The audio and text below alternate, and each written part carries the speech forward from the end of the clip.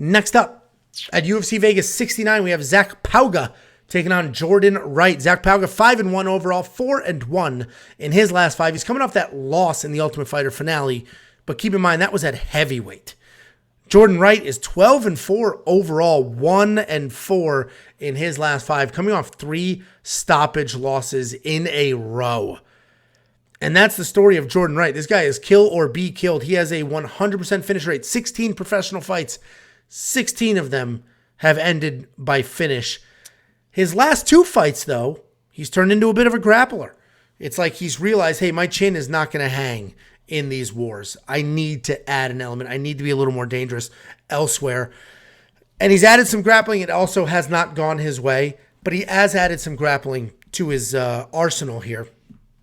And Zac Pauga, he's a light heavyweight. He went up to heavyweight for the Ultimate Fighter, made his way to the finale, got put out in the finale by a much larger, heavy-hitting heavyweight. And he was put out. He was absolutely... that was the long nap.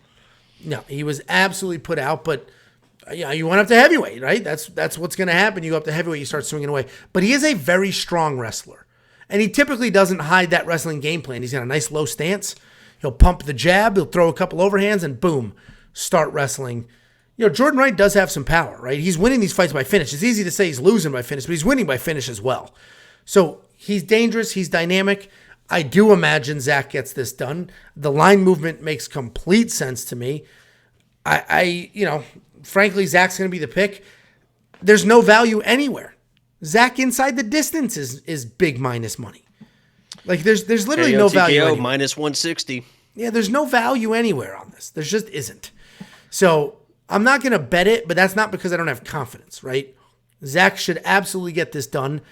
I'm not going to spend 3 units on a dude with 6 professional fights to win 1 unit back. I'm not going to do that. So I'm going to leave it alone, but Zac's definitely the pick, and we'll see what happens. What do you think, Chucky boy? Yeah, I'm actually a Jordan Wright fan. I believe he was the lock of the week at some point because I said that he was going to wrestle. I said he was going to grapple. He's a very, very underrated grappler, and I told you guys that. He came in, he started grappling, he was looking good, then he got caught in a guillotine. I'm like, no, what are you doing? Because it was the perfect call. I said he was going to come in and win that fight. That's how he's got to fight. I mean, we just, at this point, we have to accept that Jordan Wright just sucks.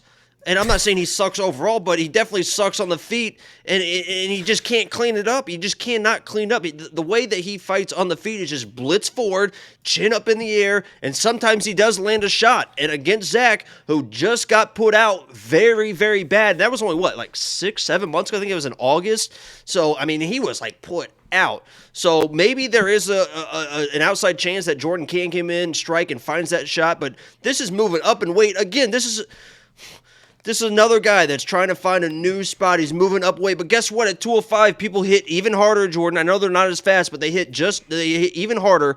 And they're harder to wrestle. They're harder to grapple. You're not going to be the big guy at 185 that's going to be able to out-grapple these guys. These guys are even bigger. And as Angel mentioned, Zac can wrestle as well. I think this is just an absolute nightmare matchup for Jordan Wright. And, I played the under 1.5. I feel pretty good about it. I might load up even more. The only thing that cautions me a little bit is that both these guys are coming off knockout loss. Jordan Wright's been getting finished like crazy. Maybe they just kind of stare at each other.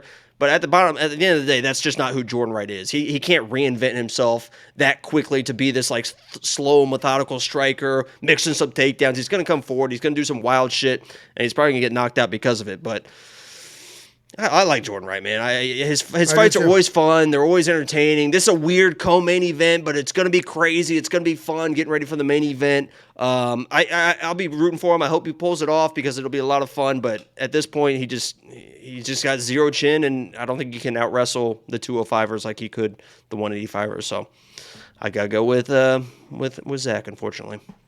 I hear you. A couple people asking for the Discord link. You can get it in the description of every one of our videos, or if you go to WeWantPicks.com, at the top, there's literally just a button, join the Discord. Just click that, and there you go. You're in the Discord.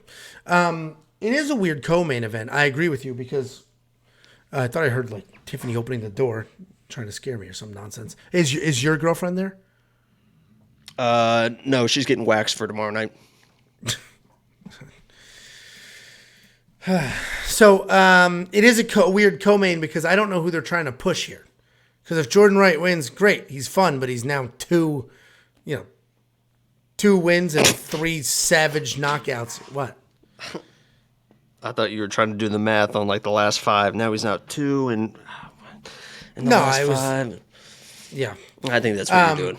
But Zach is, coming off a vicious knockout, only 6 professional fights. So weird co-main, but should be a fun co-main. As a fan, it's great. For the division, doesn't really mean anything at all.